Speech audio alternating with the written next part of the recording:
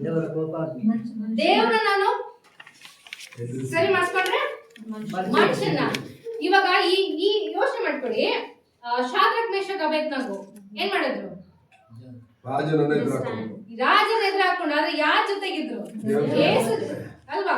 4ನೇ ಮಂದಿಯಾಗಿ ನಿಂತಿದ್ಯಾರು? ಯೇಸು ಸ್ವಾಮಿ ಬಂದು ನಿಂತ್ಕೊಂಡ್ರು. ಆ ರೀತಿಯಲ್ಲಿ ನಾವು ಕೊನೆ ಕಾಲದಲ್ಲಿ ಇದ್ದಾಗ, ನೀವು ನಾನಾಗಿರ್ಲಿ, ಈ ಸಭೆ ಒಂದು ಕಾರ್ಯದಲ್ಲಿ ನಾನು ಸ್ಟ್ರಾಂಗ್ ನಿಂತಾಗ ನನ್ನಲ್ಲಿ ಯಾರ ಶಕ್ತಿ ಬರುತ್ತೆ? ದೇವ್ರ ಶಕ್ತಿ ಬರುತ್ತೆ. ಯಾರು ಗೊತ್ತು? ಯೇಸು ಕ್ರಿಸ್ತ ನಮ್ ಪಕ್ಕದಲ್ಲಿ ನಿಲ್ಬೋದು ಅಲ್ವಾ? ನನ್ನ ಕಾಲಲ್ಲಿ ಒಂದ್ ವೇಳೆ ಬೆಂಕಿ ಇಟ್ಟು ನಾನು ಉರಿಸ್ತಾ ಕೂಡ ನನ್ನ ಆತ್ಮ ಯಾರು ಹೇಳ್ಬೇಕು ಅಲ್ವಾ? ಯೋಚನೆ ಮಾಡ್ತಿದ್ದೀರಾ? Getting my point? ಈ ಒಂದು ಕಾರ್ಯ ಸ್ವಾಮಿ ನನ್ನಲ್ಲಿ ನಿಂತು 10 days ಅಲ್ಲಿ ಇದೀವಿ ಸ್ವಾಮಿ. ಈ ಚರ್ಚು ಆ ಚರ್ಚು ಅಂತ ನಾವು ಚರ್ಚೆಗಳು ಮಾಡ್ತೇನೆ ಹೊರತು ಸತ್ಯ ಕಾರ್ಯಗಳನ್ನ ನಾವು ಕೆಲವೊಮ್ಮೆ ನಾವು ಮರ್ತೋಗ್ತೀವಿ ಅಲ್ವಾ? ಎಷ್ಟೋ ಜನಕ್ಕೆ ಇದು ಗೊತ್ತಿಲ್ಲ. ಹೇಳಿದ್ರೆ ಸಂಡೇ ಲಾ ಇಲ್ಲಪ್ಪ ಅಂತ ಹೇಳ್ತಾರೆ. ಆದ್ರೆ ಈ ವಚನ ದಯಮಾಡಿ ನೀವು ಹೇಳಿ ಅರ್ಥ ಮಾಡಿಸಿ. ಎಸ್, ಆ ಒಂದು ಕಾರ್ಯ ನಮ್ಗೆ ಯಾರು ಕೊಟ್ಟಿದ್ದಾರೆ? ದೇವರು ನಮ್ಗೆ ಈ ಒಂದು ಬಲ ಶಕ್ತಿ ಕೊಟ್ಟಿದ್ದಾರೆ. ಒಂದ್ ವೇಳೆ ನಾನು ಮನುಷ್ಯನ ಎದುರ್ಕೊಂಡು ನಾನು ಅವನ ಕಡೆ ಹೋದ್ರೆ ನಮ್ಗೆ ಏನ್ ಸಿಗುತ್ತೆ ಅಂತಂದ್ರೆ, please take a Bibles to Revelation, ಪ್ರಕಟಣೆ 16ನೇ ಅಧ್ಯಾಯ ನೋಡಿ. 16ನೇ ಅಧ್ಯಾಯದಲ್ಲಿ ನಮ್ಗೆ 7 ವಾದಗಳು ಬರುತ್ತಂತೆ. ಯಾರನ್ನ ಎದುರು ಹಾಕೊಂಡ್ರೆ? ದೇವ್ರ ನಾವು ಅಯ್ಯೋ ಅಂತ ಮನುಷ್ಯನ ನಾನು ಕೈ ಜೋಡಿಸ್ಕೊಂಡು ಹೋದ್ರೆ ನಾನು ಯಾರ ಕೋಪ ನಾನು ಸಿದ್ಧರಾಗ್ತೀನಿ? ದೇವ್ರ ಕೋಪ. ಆ ದೇವ್ರ ಕೋಪ 7 ವಿಷಯದಲ್ಲಿ ನೋಡ್ತೀವಿ. 7 ಬಾಧೆಗಳು ಬರುತ್ತಂತೆ. ನಾನು ತುಂಬಾ ಸಿಂಪಲ್ ಆಗಿ ಹೋಗ್ತೀನಿ. ಫಸ್ಟ್ ಬಾಧೆಗಳು ಉರಿ ಹುಣ್ಣು. ಇವಾಗ ಯೋಚನೆ ಮಾಡ್ಕೊಳ್ಳಿ, ಯೋಬನ್ಗೆ ಆ ಹುಣ್ಣುಗಳು ಬಂತು ಅಂತ ನಾವು ನೋಡ್ತೀವಲ್ವಾ? ಅದ್ರಗಿಂತ ಹೆಚ್ಚಾಗಿ ಬರಕ್ ಸಾಧ್ಯ ಇದೆ ನಮ್ಗೆ. ಓಕೆನಾ? ಯೋಬನ್ ಎಷ್ಟು ದಿನ ಇದ್ರು, ಎಷ್ಟು ವರ್ಷಗಳಿದ್ರು ನಮ್ಗೆ ಗೊತ್ತಿಲ್ಲ. ಆದ್ರೆ ಒಂದು ವೇಳೆ ಹೌದು, ಅದು ಜಸ್ಟ್ ಶೋಧನೆ ಮಾತ್ರ. ಯಾಕೆ? ಯೋಬನಿಗೆ ಜಸ್ಟ್ ಶೋಧನೆಗೆ ಅಷ್ಟು ಕಾರ್ಯ ಬಂತು ಅಂದ್ರೆ, ದೇವ್ರ ಕೋಪ ನನ್ನ ಮೇಲೆ ಬಂತು ಅಂತ ನಾನು ಯಾವ ರೀತಿ ಇರ್ತೀನಿ ಅಂತ ನಾವು ಸ್ವಲ್ಪ ಯೋಚನೆ ಮಾಡೋಣ.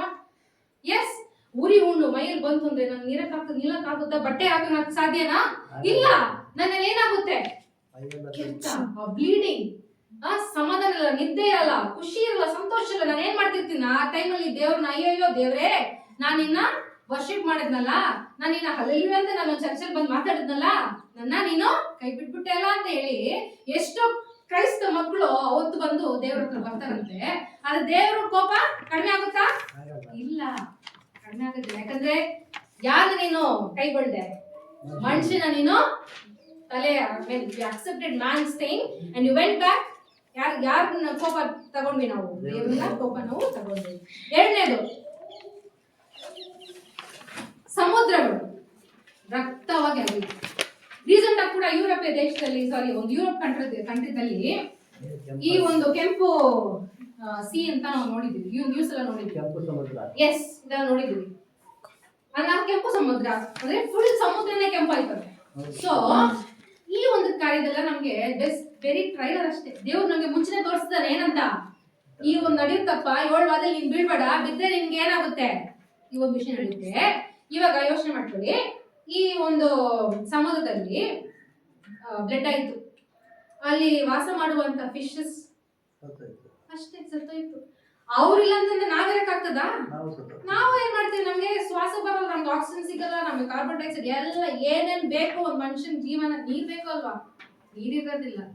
ಎಲ್ಲ ಹೋಯ್ತು ಅಂತಂದ್ರೆ ಮತ್ತೇನ್ ಮಾಡ್ತಾರೆ ನಮ್ ಜನರು? ಅಯ್ಯೋ ಸ್ವಾಮಿ, ನೀನ ನಾನು ಕರೆದ್ನಲ್ಲ, ನನಗೆ ಇಷ್ಟು ಟೈಟ್ ಕೊಟ್ನಲ್ಲ, ನನಗೆ ಅದ್ ಮಾಡಿದ್ನಲ್ಲ, ಇದ್ ಮಾಡಿದ್ನಲ್ಲ ಅಂತ ಹೇಳಿ ಮತ್ತೆ ಯಾರನ್ನ ಯೋಚನೆ ಮಾಡ್ತಾರಂತಂದ್ರೆ, ಅವತ್ತೂ ಸಹ ದೇವ್ರನ್ನ ಅವ್ರು ಲವ್ ಮಾಡಲ್ಲ, ದೇವ್ರನ್ನ ದ್ವೇಷ ಮಾಡ್ತಾರಂತೆ.